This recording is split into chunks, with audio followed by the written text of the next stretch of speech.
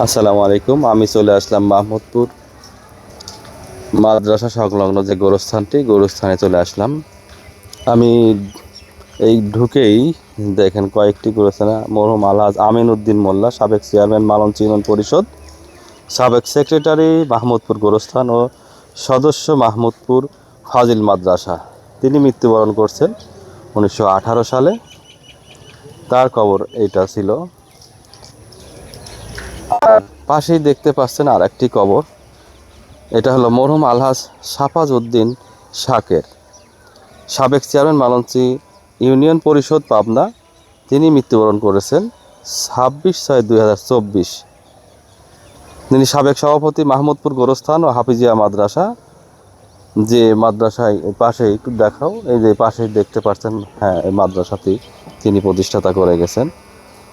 মাহমুদপুর ঈদগাহ ও মাহমুদপুর ফাজিল মাদ্রাসা, গ্রাম Sridharpur, post Mahmudpur, Pabna. তিনি এখানে চিরনিদ্রায় শুয়ে তার অবশ্যই শাকের চেয়ারম্যান নামে আপনারা এক নামে চেনেন যাদায়, অবশ্যই নাম শুনলেই চিনবেন। এই সাইডে চিরনিদ্রায় শুয়ে আছে অনেকেই, অনেক পুরাতন 1947 সালে থেকে আজ 2026 সাল পর্যন্ত এই কবরে প্রতিনিয়ত মাটির এই ছোট্ট ঘরে, 3.5 হাত ঘরে শায়িত করা হচ্ছে। বিভিন্ন এলাকার অনেক দূর দূরান্ত থেকে আসে, টেবুনিয়া থেকে শুরু করে এদিকে কয়রাবাড়ি, পাটেশ্বর, অনেক দূর থেকে। 1947 সাল প্রায় 100 বছরের কাছাকাছি চলে আসছে, 50 পেরিয়ে চলে আসছে। তো আপনারা এই ভিডিওর মাধ্যমে এই মাহমুদপুরের এই গোরস্থান যারা দেখছেন, যাদের আত্মীয় স্বজন, ভাই বোন যারা এখানে চিরনিদ্রায় শায়িত আছে, তাদের জন্য দোয়া করবেন।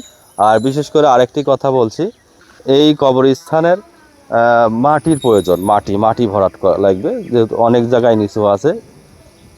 মাটি ভরাট করে এই কবরস্থানটি আরও সুন্দর করা লাগবে, যেন বৃষ্টি মৌসুমে, বর্ষা মৌসুমে কবরস্থান করতে গেলে যেন পানি না ওঠে। এই জন্য সেই সুরক্ষার জন্য এখানে আরও উঁচু করার প্রয়োজন। যারা মাটি দিতে ইচ্ছুক অথবা টাকা দিতে ইচ্ছুক, কর্তৃপক্ষের সঙ্গে যোগাযোগ করবেন। আজ এই পর্যন্ত আমি আপনাদেরকে দোয়ার দরখাস্ত এখানে শেষ করছি। আর ভিডিওটি অবশ্যই লাইক, কমেন্ট, শেয়ার করবেন। আল্লাহ হাফেজ।